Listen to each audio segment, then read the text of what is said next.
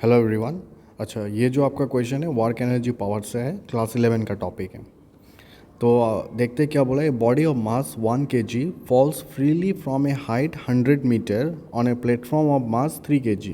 अच्छा, प्लेटफॉर्म का मास भी है 3 kg और जो बॉल गिर रहा है उसका मास है आपका 1 kg, which is mounted on a spring having a spring constant दे वगैरह वगैरह दे दिया। तो मैक्सिमम कंप्रेशन कितना होगा। क्वेश्चन आपको समझ में आ रहा होगा, राइट। ये आपका एक ब्लॉक है और प्लेटफॉर्म है और शायद ऐसे करके स्प्रिंग लगा के रखा है। तो ये प्लेटफॉर्म का मास दिया है 3 kg, ठीक है। इसका मास है आपका 3 kg। हम कैपिटल लेटर एम बोल रहे हैं इसको। और एक ऑब्जेक्ट है स्मॉल लेटर एम, वो गिर रहा है इधर। उसका वेलोसिटी वगैरह दिया नहीं, हाइट दे दिया। चलो वेलोसिटी तो मिल ही जाएगा, हाइट दे दिया तो ऐसे करके गिर रहा है। कुछ बताया नहीं तो इनिशियल वेलोसिटी फ्री फॉल मान लेते हैं जी, तो एक्सेलरेशन जी है आपका। तो डेफिनेटली वो कुछ वेलोसिटी से स्ट्राइक करेगा, राइट। वो वेलोसिटी हम लोग को मिल जाएगा। वो वेलोसिटी से स्ट्राइक करेगा तो ये क्या होगा, स्प्रिंग कंप्रेशन हो जाएगा। मगर ये जो मास है आपका 3 kg, ये भी तो कुछ कुछ कंप्रेशन क्रिएट करेगा ना। तो इसको हम लोग, ये जो कंप्रेशन क्रिएट कर रहा है उसका कंप्रेशन है x1, और ये जो बॉल जो क्रिएट कर रहा है उसका कंप्रेशन है x2। फिलहाल तो पहले ये प्लेटफॉर्म वाला मास नहीं पकड़ते, ऐसे नॉर्मली करते हैं। चलो देखते हैं। तो देखो बॉल गिर रहा है, ये V1 से स्ट्राइक किया, राइट। और V से स्ट्राइक किया, V1 नहीं बोलते, V से स्ट्राइक किया। तो और ढूंढते हैं। तो U इक्वल्स टू इधर 0 है और V ढूंढना है और हाइट h है जो 100 मीटर दिया है। ये वैल्यू वगैरह बाद में पुट करेंगे, ठीक है। तो ये तो बेसिक हो गया। U square V square minus U square equals to 2GH हो गया, राइट। तो आपका V square minus 0 equals to 2G और h है आपका h। अच्छा, h 100 वैल्यू बाद में पुट करते हैं। तो कितना वेलोसिटी से स्ट्राइक कर रहा है, 2GH। साइन कन्वेंशन लगा के भी कर सकता था, ठीक है, क्योंकि h नेगेटिव होता तो g भी नेगेटिव होता, ऐसे लगा के कर सकता था डेफिनेटली। तो हम नहीं किया, इसको ऐसे रहने दिया। एनीवे तो ये प्लेटफॉर्म है आपका। ये बॉल आके ऐसे हिट किया तो क्या हो जाएगा, ये प्लेटफॉर्म कुछ कंप्रेस्ड हो जाएगा, राइट। ये कंप्रेशन मान लेते हैं x1। तो क्या होगा, कंजर्वेशन ऑफ एनर्जी लगाते हैं।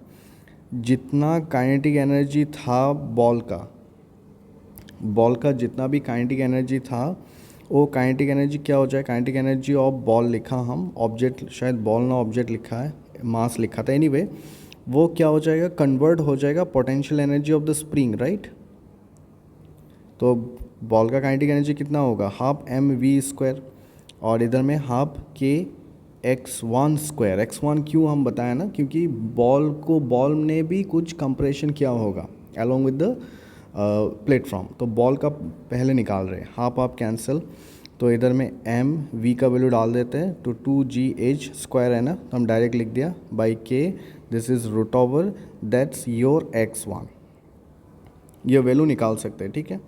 तो फिलहाल तो रहने देते हैं क्योंकि सब कुछ पता ही है हम लोग को। नाउ देखो, प्लेटफॉर्म का भी एक मास था, राइट। प्लेटफॉर्म भी कुछ कंप्रेशन क्रिएट करेगा, राइट। तो प्लेटफॉर्म ने जो कंप्रेशन क्रिएट किया वो x2 और प्लेटफॉर्म का मास है m। ये तो बेसिक हो जाएगा, राइट। क्योंकि देखो ये किसको कौन खींच रहा है, वेट खींच रहा है। तो जो F इक्वल्स टू KX2 और ये क्या हो जाएगा, mg इक्वल्स टू KX2। तो x2 क्या हो जाएगा, mg/k हो गया। तो ये समझ में आया ना, ये पार्ट जो हुक स्लो वगैरह होता है ना, तो हुक स्लो लगा के देखो ये कौन खींच रहा है, इधर mg वेट है। तो यही तो ये जो प्लेटफॉर्म है आपका, यही तो प्लेटफॉर्म आपको नीचे खींच रहा है ना, वेट खींच रहा है। तो ये कंप्रेस्ड हो गया, थोड़ा x2 कंप्रेशन हुआ है। तो नेट कंप्रेशन कितना हो गया, नेट कंप्रेशन हो गया x1 प्लस x2। तो x1 का इधर में क्या है, रूट ओवर 2mgh/k प्लस, और इधर हो गया mg/k। ये हो गया नेट कंप्रेशन। हम एक बार कैलकुलेटर यूज़ कर रहे हैं। अच्छा, पहले वैल्यू डाल देते हैं। तो ये आपका मास है 1 kg, g है 10, हाइट है 100 और k है 1.25। ऊपर में चला जाएगा तो 10 टू द पावर अच्छा कितना दिया है, 10⁻6 दिया है, तो ऊपर में चला जाएगा तो 10 अच्छा पहले नीचे लिख लेते हैं। और इधर क्या हो जाएगा, m है 3, g है 10 और ये हो जाएगा 1.25 इंटू 10⁻6।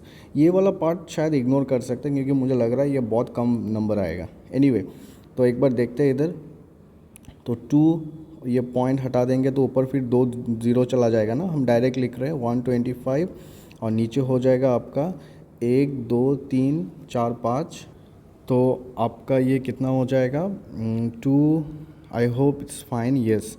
तो ये हो जाएगा 2, ये है आपका 5 क्यूब और ये है 5 इंटू 2। अच्छा ये तो आसानी से हो गया, तो बच गया 1/25, राइट। 1/25 को डिवाइड कर देंगे तो अच्छा रूट ओवर भी है, तो 1/5 स्क्वायर कितना हो जाएगा, 4 5 है ना, तो 25 इंटू 25, यस। तो 1/25 बच गया, राइट। 1/25 को डिवाइड करने से आंसर आ जाएगा। और ये वाला हम एक बार कैलकुलेटर यूज़ कर रहे हैं, मुझे लग रहा है इसको इग्नोर ही करना पड़ेगा। तो हम ये पार्ट इग्नोर ही कर दिया क्योंकि बहुत कम नंबर आ रहा है, ठीक है। और ये मीटर में है, कन्वर्ट करो तो 4 सेंटीमीटर पे आ गया, राइट।